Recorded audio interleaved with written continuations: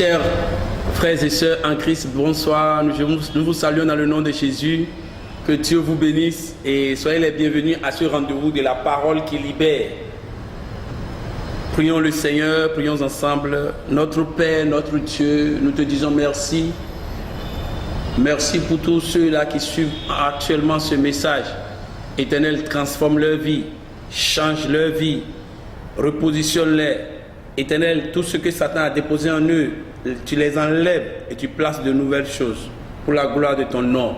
Au nom de Jésus, nous avons prié et nous disons Amen. Amen. C'est un grand plaisir pour moi de vous retrouver ce soir encore sur ce rendez-vous. Que Dieu vous bénisse. Sans plus tarder, nous allons examiner les Saintes Écritures et nous lisons le livre de Actes des Apôtres, le chapitre 3, à partir du verset 1er, qui dit « Pierre et Jean montaient ensemble au temple à l'heure de la prière. C'était la 9e heure.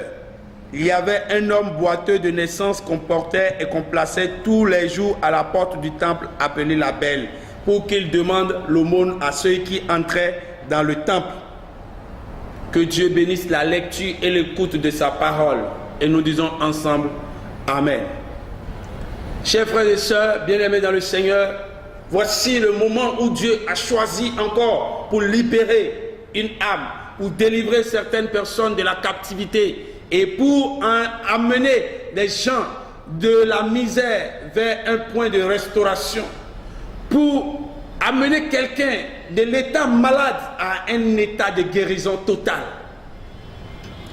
La portion des Saintes Écritures que nous venons de lire nous relate une histoire, l'histoire d'après Jésus, l'histoire selon laquelle les disciples de Jésus ont perpétué l'œuvre à laquelle ils étaient appelés, l'œuvre à laquelle dont Jésus les avait investis, et ils ont continué cette œuvre.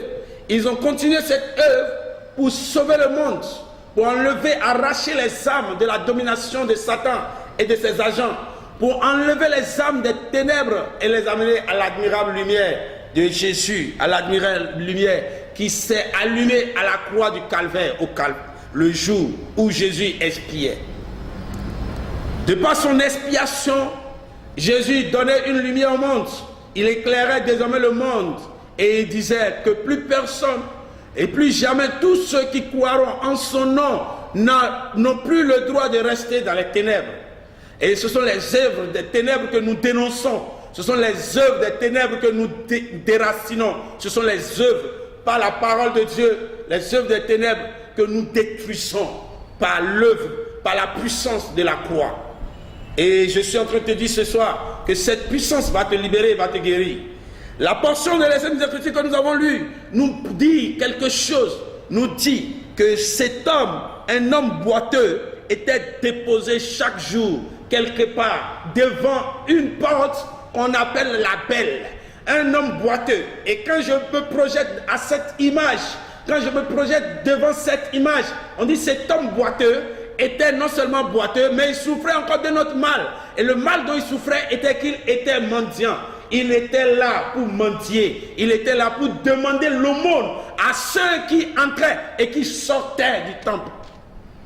Et l'image que je suis en train de voir, l'image dans laquelle l'esprit me projette, est cet homme boiteux, est cet homme gringaleux qui était déposé devant une porte appelée la Belle. Une porte appelée la Belle. Tu as été créé à l'image de Dieu. Tu as été créé à l'image parfaite de Dieu.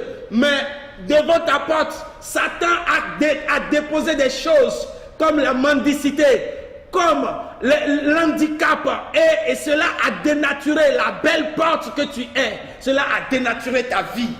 Dieu t'a créé beau, Dieu t'a créé belle, mais il y a quelque chose qui dénature ta beauté. Il y a quelque chose qui est en toi, qui reflète, qui est de l'amertume, qui est de l'opprobre, qui empêche le monde de voir la beauté. Cette porte n'était plus belle parce qu'il y a quelque chose qui a gâté sa beauté. C'était le jour où on a déposé ce boiteux mendiant à cette porte a perdu sa beauté. Mais pour que cette porte retrouve sa beauté, il a fallu une intervention divine. Il a fallu la puissance, la manifestation de la puissance de Dieu.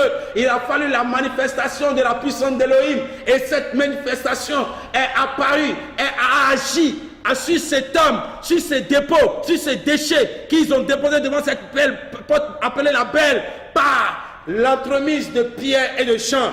Et comme Pierre et Jean, moi aussi je te dis ce soir que tout ce qu'ils ont déposé devant la porte de ta vie pour la dénaturer, au nom de Jésus-Christ de Nazareth, cette chose dégage au nom de Jésus.